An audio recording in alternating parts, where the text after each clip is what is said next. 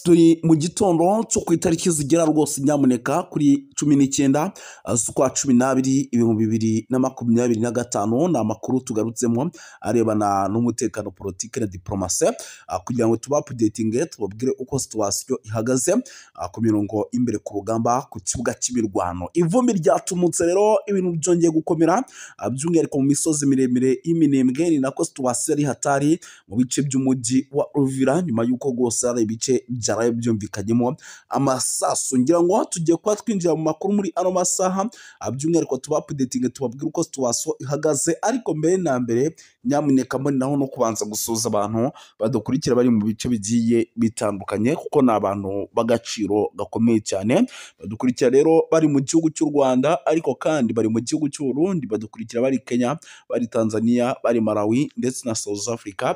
Tubaye ikaze tubikuye ku mutima. Tugiye kuba rero dukomoza kuri byinshi cyane bigiye bitandukanye, tugenda tubabwira uko byifashe ku mirongo imbere ku rugamba ku kibuga cy'imirwano. Muraza kunyemera rero by'umwihariko abantu bari ku mugabane w'Uburayi, Leta Zunze Ubumwe za Amerika na Canada, nabo tubahe ikaze tubikuye ku mutima. Si ibyo gusa kandi nyamuneka n'abantu badukurikira bibereye ku hirya no hino by'umwihariko bose tubahe ikaze muri Afurika. Ubwo rero sindi butine nyamuneka nyemera mpite ninjira mu makuru yihuse cyane. Turaza kwinjira mu bice by'umujyi wa Uvira, mbabwire yuko rwose hari ibice byaraye bivugiyemo amasasu menshi cyane kuri ambush idasanzwe yari itezwe igisirikare cya M23. Turaza kubikomozaho tubive umuzi n'umuzingo.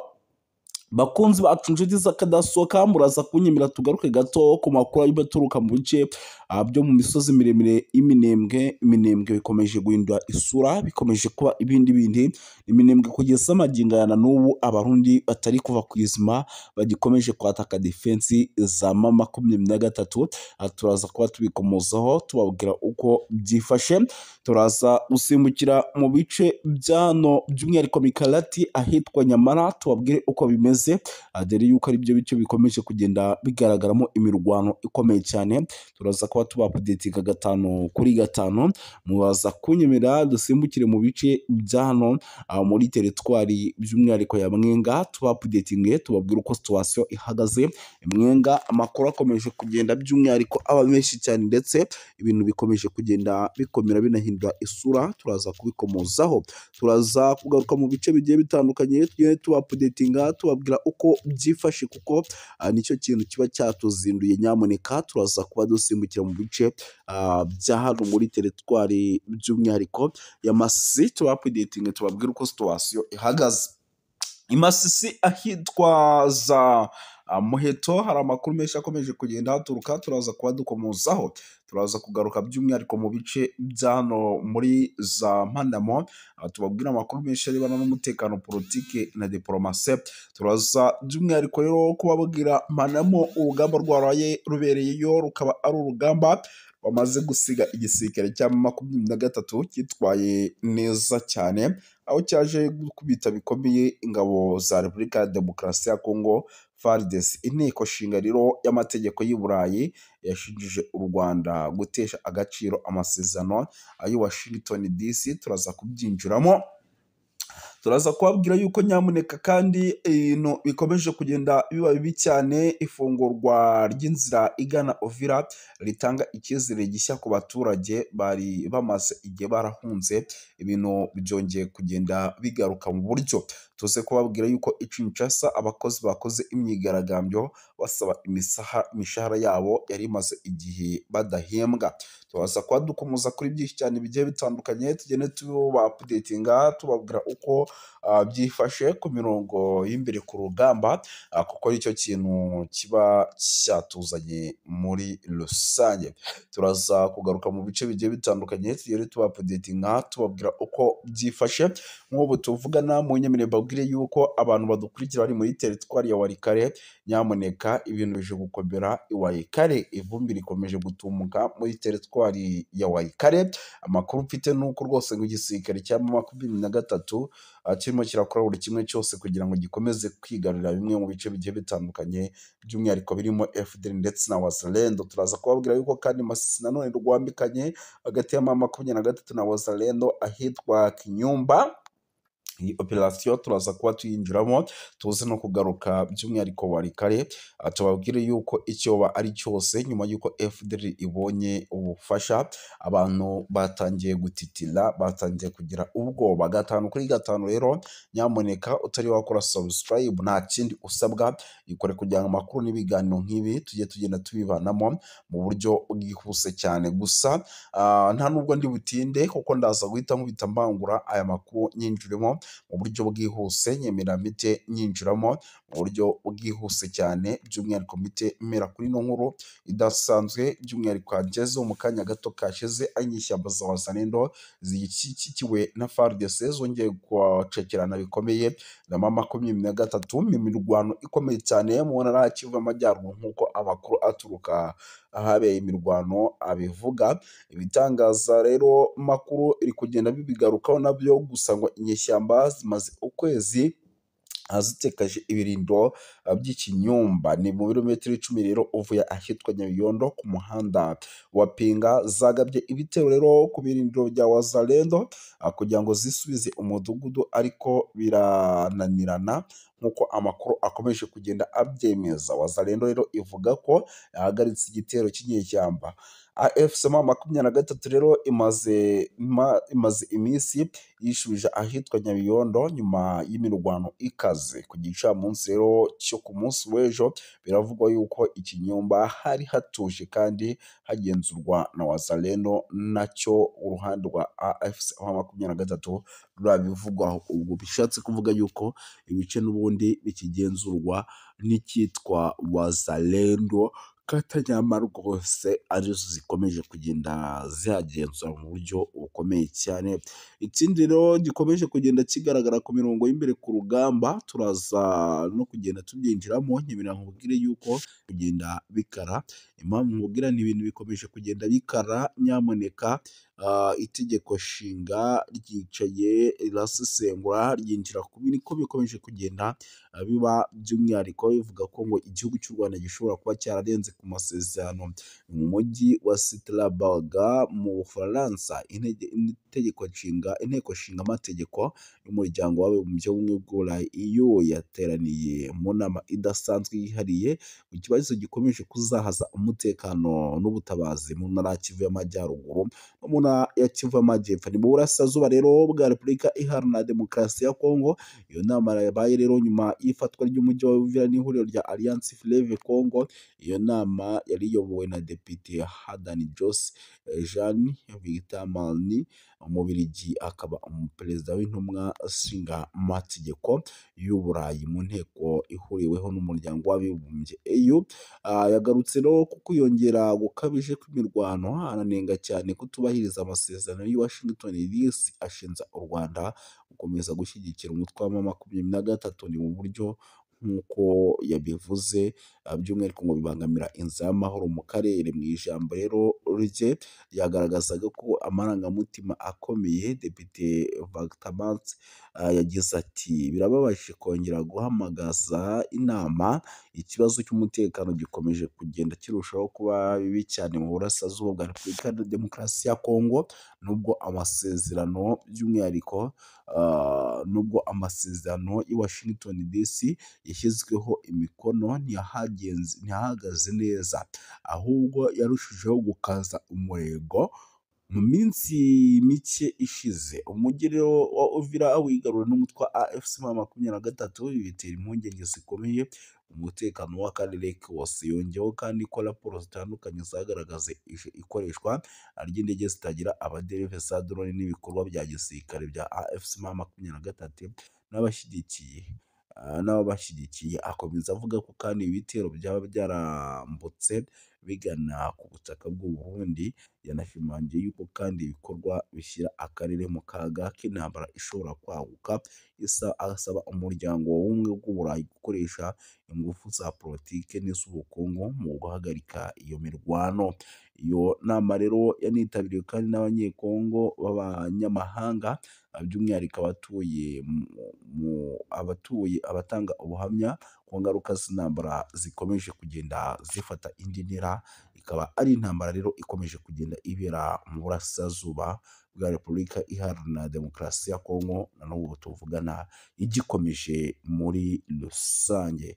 Si ibyo gusa rero kuko amakuru ni menshi cyane arebana n'umutekano, politiki na diplomasi, ariko kandi ku rundi ruhande nanone amakuru akavuga ko yasize igisirikare cya M23 by'umwihariko cyitwaye neza cyane kuko cyafatiye intwaro zigera ku 8, by'umwihariko izo n'imbunda zafatiwe zo mu bwoko bwa AK47 zigera ku 8, by'umwihariko barafatira amatekwa zigera kuri 4 gusa. Aka gace ntago kigeze gafatwa, mu 23 ntago yigeze ikagumamo cyangwa se ngibe yagafata. Gusa icyo nakubwira cyo byari bicika kabisa, byari bicika, rwari urugamba rukomeye.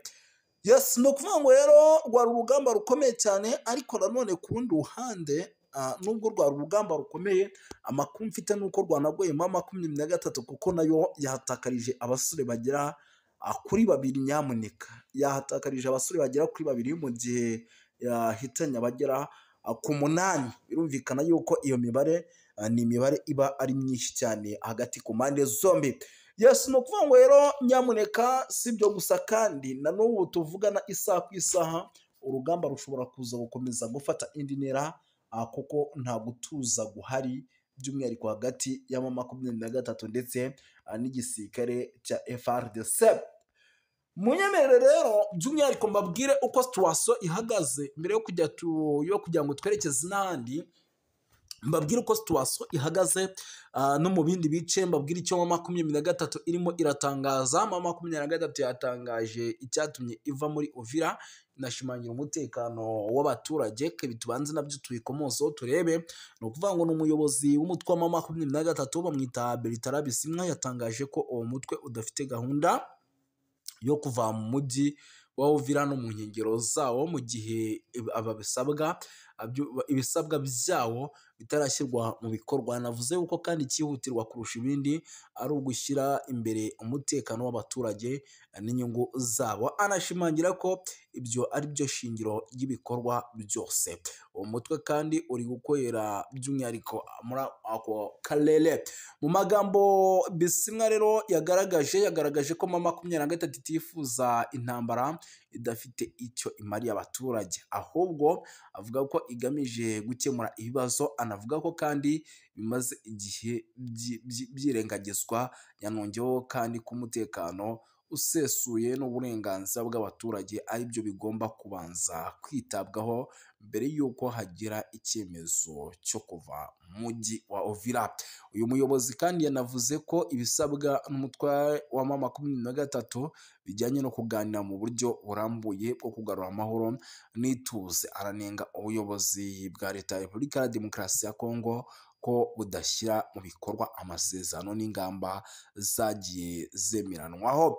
Ibi bije nyuma y'uko Uvira mu bice bitandukanye bikomeje kugaragaramo umwuka w'umutekano muke, abaturage bakagaragaza impungenge ku buzima n'ibikorwa byabo bya buri munsi. Abasesenguzi bavuga yuko ibi bishobora kuza kongera umurego w'ibiganiro bya politiki n'ibya diplomasi hagamijwe gushaka umuti urambye w'ibibazo by'umutekano mu burasirazuba bwa Repubulika Iharanira Demokarasi ya Kongo. Mu ncamake rero M23 iravuga ko itazigera iva muri Uvira mu buryo busobanutse. Inashimangira ko kandi cyihutirwa ari ukubanza kubona ibisubizo bifatika ku bibazo by'umutekano n'inyungu z'abaturage mu rwego rwo kugira amahoro arambye. Birumvikana yuko rero nyamuneka ibintu ntago byoroshye. Perezida Tshisekedi rero yasobanuye amagambo ye aheruka gutangaza, by'umwihariko impaka ku ngabo za Repubulika Iharanira Demokarasi ya Kongo. Ni byinshi yavuze. Ni perezida wa Repubulika Iharanira Demokarasi ya Kongo rero Felix Antoine Tshisekedi Tshilombo yongeye gusobanura amagambo aherutse kuvuga n'ingabo z'igihugu, amagambo yari yateje impaka n'isesengura rinyuranye ku baturage b'abanyapolitiki. Ibi yabivuze kandi mu gihe umutekano w'igihugu cye arimo ukomeje kuzamba kuko urangwa n'imyotsi. Ubutegetsi bw'i Kinshasa rero kuva ibitero byatangira kubagabwaho, ibintu byahise bihindura isura. Ibi Perezida Tshisekedi rero yabivuze ku wa kabiri mu muhango wo gutangiza ku mugaragaro inama ya mbere ngarukamwaka ihuza inzego za leta zishinzwe serivisi rusange muri Repubulika Iharanira Demokarasi ya Kongo. Gukoresha rero imvugo ikakaye, bamwe babifashe nk'ibigaragaza gusuzugura abaturage ndetse n'inzego z'umutekano, by'umwihariko n'ingabo ze bwite. Ati iyo rimwe na rimwe nkoresheje amagambo akomeye mu kunenga, mba nshaka kugaragaza ubuzima buteye isoni abanyekongo benshi bamazemo imyaka myinshi. Si ukugira ngo nyamuneka ibi bikorwe. Birumvikana ko kuko yavuze n'andi makuru menshi agiye atandukanye, avuga yuko kandi nk'amagambo yasobanuye imvugo perezida aherutse gukoresha mu kiganiro yagiranye n'urubyiruko mu ntangiriro za kiriya cyumweru gishize, aho yagarutse ku mibereho mibi n'imiterere igoye byagiye biranga ingabo n'abandi bashinzwe umutekano, by'umwihariko bamufasha mu buzima bwa buri munsi. Uyu kandi yanakomeje kugenda avuga byinshi bigiye bitandukanye, by'umwihariko Perezida Tshisekedi kandi yanashimangiye ko ingabo za Repubulika ya Demokarasi ya Kongo zikwiye guhabwa icyubahiro gikwiye, ibikoresho bihagije n'imibereho myiza, kugira ngo zibashe kuzuza inshingano zazo zo kurinda igihugu n'abagituye mu buryo bwo kubahiriza ikinyabupfura n'umwuga n'ishema. Mu gihe kandi Repubulika ya Demokarasi ya Kongo ikomeje guhura n'ibibazo bikomeye by'umutekano muke mu burasirazuba bw'iki gihugu, ubusobanuro bwa perezida rero bufatwa nk'ugamije kugarura ituze mu bitekerezo bya rubanda no kongera kugaragaza ko leta yiyemeje gushyira imbere agaciro k'ingabo zayo ndetse n'abandi bose bafite inshingano zo kurinda umutekano.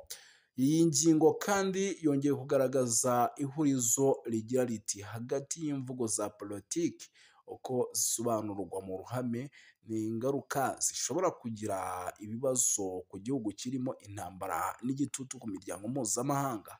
Birumvikana yuko rero ntabwo byoroshye, ibyo nabyo byagarutsweho mu buryo bukomeye cyane.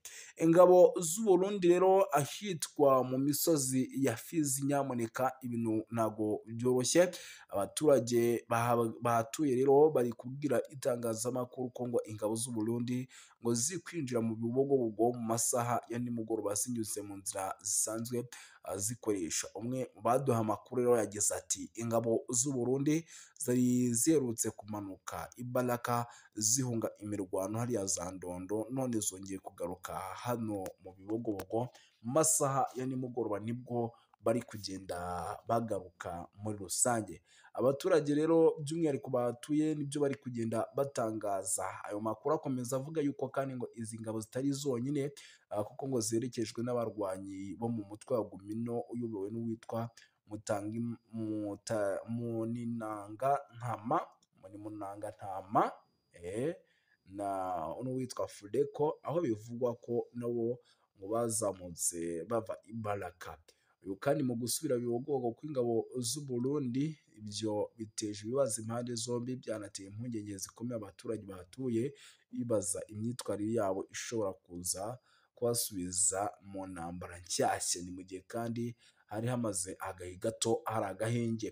Twibukiranye neza yuko nyamuneka mu mpera z'icyumweru gishize ingabo nyinshi z'u Burundi zahunze imirwano ikomeye cyane muri Ndondo, aho umutwe wa M23 wari urimo urabarasa muri ibi bice, ariko kandi bikavugwa ko ngo zari zahunze zose zirimo ziragenda zigaruka.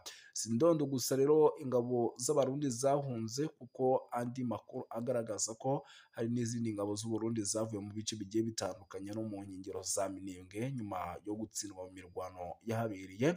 Ibi bibaye mu gihe rero nyamuneka hiriwe humvikana imirwano ikomeye cyane mu gace ka Rwintsakuru, ihuza umutwe wa Twirwaneho ndetse n'ingabo z'Abarundi FDLR n'indi mitwe y'Abazalendo. Amakuru aturuka muri kariya gace rero akavuga ko ibintu bitifashe neza. Ibi rero bikaba ari nabyo birimo biragenda bitera ikibazo gikomeye cyane. Ariko kandi nyamuneka ahitwa kuri Puezero naho ntabwo ibintu byoroshye. ahitwa kuri Puezero naho ntabwo ibintu byoroshye kuko hongeye kugeragezwa icyitwa ibitero kandi bikaze, bikaba ari ibitero rero navuga ko bishobora kuza kuguma kugira ingaruka ku basivile kuko nicyo kintu cya mbere kirimo kiragenda gihungabanya